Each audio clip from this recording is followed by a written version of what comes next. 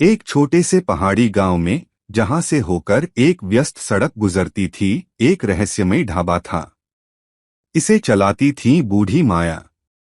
वह बहुत ही शांत और अकेली रहने वाली औरत थी, लेकिन उसका बनाया खाना इतना स्वादिष्ट होता था कि कोई भी उसे खाकर हैरान रह जाता। लोगों में किंवदंती थी कि माया के हाथों में जादू है। एक दिन एक बहुत ही थका हुआ और निराश युवक अरुण, जो शहर में नौकरी की तलाश में असफल होकर लौट रहा था, उस ढाबे पर पहुंचा।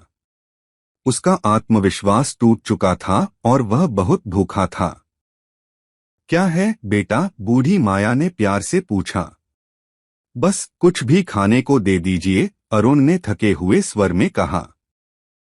माया ने उसे एक साधारण सी दिखने वाली दाल और एक रोटी परोसी। जैसे ही अरुण ने पहला कौंस खाया, एक अजीब सी गर्मी उसके शरीर में फैल गई। उसे ऐसा लगा जैसे उसकी थकान पल भर में गायब हो गई हो और उसके मन में एक अद्भुत सी ऊर्जा और आशा का संचार हो रहा हो। उसने इतना स्वादिष्ट और ताकत देने वाला खाना कभी नहीं खाया था। यह दाल, इसमें क्या है? अरुण ने हैरानी से पूछा। माया मुस्कुराई। इसमें है तो बस साधारण मसाले बेटा, पर जो ताकत तुम्हें महसूस हो रही है, वह इस दाल में पड़ी संयम और धैर्य की जादुई मिर्च से आ रही है। अरुण ने पूछा, जादुई मिर्च? हाँ, माया बोली। मैं साधारण सब्जियों और मसालों में भावनाओं का मसाला मिलाकर खाना बनाती हूँ। यह दाल हिम्मत बढ़ाती है। मेरी खट्टी मीठी चटनी खुशियाँ बांटती है और मेरी कड़ी में गुस्सा शांत करने की ताकत होती है। अरुण हैरान रह गया। उसने पूछा, आप यह सब कैसे करती हैं? माया ने समझाया, जब मैं सब्जी काटती हूँ तो प्यार के साथ काटती हूँ। जब मसाले पीसती हूँ तो अच्छी कामनाएं मन में रखती हूँ।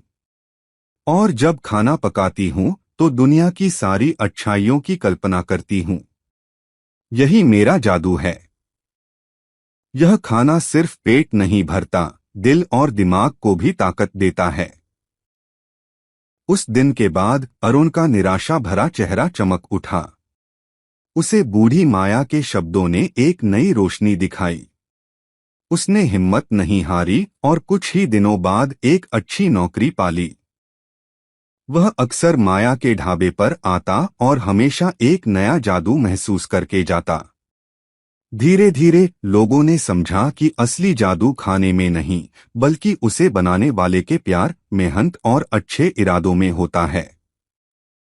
और बूढ़ी माया का ढाबा सिर्फ खाने का नहीं, बल्कि दिल की भूख मिटाने का अड्डा बन गया।